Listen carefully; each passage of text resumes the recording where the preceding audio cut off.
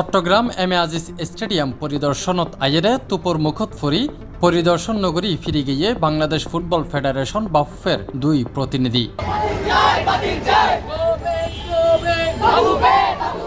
Chittagong M A Aziz stadium 25 বছর লয় বাফুফেরে lease দিয়ার সিদ্ধান্ত লইয়ে জাতীয় ক্রীড়া পরিষদ এন সিদ্ধান্ত মানিলইত নাফারের চট্টগ্রামের উদীয়মান খেলোয়াড় হইতে শুরু করি ক্রীড়া মদিয়ল এহতাল্লাই দীর্ঘদিন যাবৎ বিক্ষোভ গরিজার তারা। আমরা এখানে কারাতে শিখি সবাই, আর এখানে সিজিকেএসেরই অনেক সব ধরনের কার্যক্রমই হয়, যেটা হচ্ছে আমাদের মাঠটা খুবই প্রয়োজন।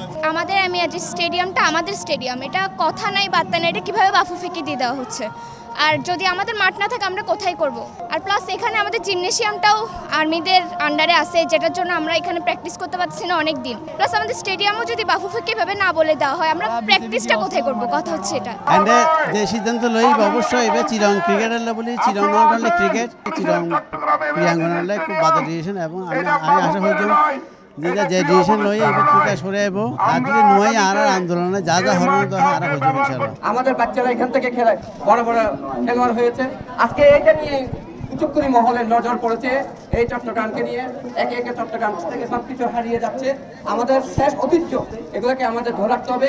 এন্দি ফেব্রুয়ারির 2 তারিখ বাফুফের উগা প্যাডইতে চট্টগ্রাম জেলা প্রশাসক বরাবর উগা সিডি ফাটানো হয়, যেটা বাফুফের দুইজন প্রতিনিধি দুপুর 12টা হইতে রাত 8টা পর্যন্ত বাফুফে ম্যানেজার কম্পিটিশনস জাবের বিন তাহের আনসারি ও Bafufe assistant manager project Tanvir Ahmed Siddique নামে দুইজন এম এ আজিজ স্টেডিয়াম পরিদর্শনের হতা উল্লেখ করি চট্টগ্রাম জেলা প্রশাসকের সার্বিক বিষয়ে তারা সহযোগিতা চাওয়ায়। ঘটনাক্রমে সেই সিডির উগা ফটোকপি পাই যায় চট্টগ্রামের ক্রীড়া মদিয়ল। এতে 7 তারিখ মঙ্গলবার সকাল হইতে এম এ আজিজ স্টেডিয়ামের সামনে অবস্থান লয় তারা। এর প্রেক্ষিতে বাফুফের প্রতিনিধি টিম সময় ফাল্ডাই 12টার জায়গাত স্টেডিয়াম পরিদর্শনত আইয়ে বিকাল 3টায়। তা দেহি সাথে সাথে মানববন্ধনকারীল আন্দোলন শুরু করে দিলে তুপর মুখত স্টেডিয়াম পরিদর্শন নগরী ফিরে যায় তারা। আমরা খালি দিলাম যে এক সিটি পাইলাম বাফু দুজন কর্মকর্তা আইব পর্যবেক্ষণ করিব। তো আমরা বুঝছিলাম যে আমরা ভিতরে যে মনে হচ্ছিলাম যে ইতারাই বাফু পাইন মানে গোড়া স্টেডিয়ামের এলাকা অফিস দপ্তর তারা দায়িত্ব দেবেই, যারা রাজনৈতিক নেতৃবৃন্দ আছে বেগুন মিলে ফেলাম না আর একটা মানবন্ধন হচ্ছুম ইতারা দায়িত্ব যে নয়।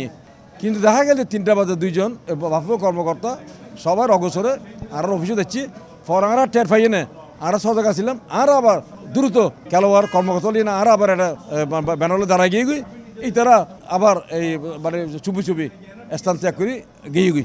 এন্ডে ব্যাক খেলোয়াড় হলাছিল ইতারা ঢুকতো না হতে ইতারা হইতে ইয়ান আর মাঠ আর ব্যাক খেলা খেললুম আর খালি ওয়ান ইভেন্ট বলে এই মাঠের জন্য তাহলে আর অন্যান্য খেলা খন্ডে খেললুম ব্যাক ফল ঘুরে ঘুরে ফোয়া মাইতে শুরু করি ইতারার গার্ডিয়ান লইরে ব্যাকগুলো চলে এসেছি। এই ব্যাপারে বাফুফের মিডিয়া ম্যানেজার সাদমান সাকিব মুঠোফোনে জানায় তারা দোয়া আন্তর্জাতিক টুর্নামেন্ট এডে আয়োজন করিব। এ হতল্লাই তারার ভিজিটর টিম মূলত ফ্ল্যাট লাইট চাকগৈত্য আইছিল। ফ্ল্যাট লাইটের লাক্সটা কত আছে সেটা দেখার জন্য গিয়েছিল আর কি।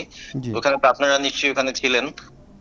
স্থানীয় যারা আসলে প্রোটেস্ট করছিল তারা আসলে রিকোয়েস্ট করেছে ভিজিট না করার জন্য। আজকে ভিজিট করতে পারেনি আর কি, করতে পারেনি আর কি বলতে পারেন। সেটা কি কারণে? এটা তো আসলে মানে যারা স্থানীয় যারা প্রোটেস্ট করতেছে তারা ভালো বলতে পারবে আর কি। চিটাগাংয়ে তো লম্বা সময় আন্তর্জাতিক কোনো ফুটবল ম্যাচ হয় না।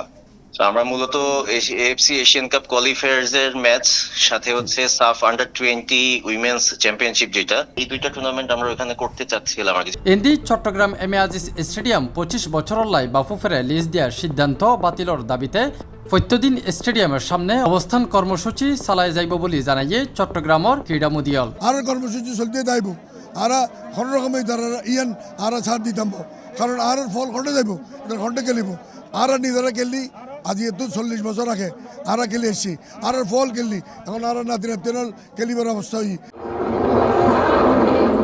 তাফহিম আলমগীর, C+ টিভি, চট্টগ্রাম।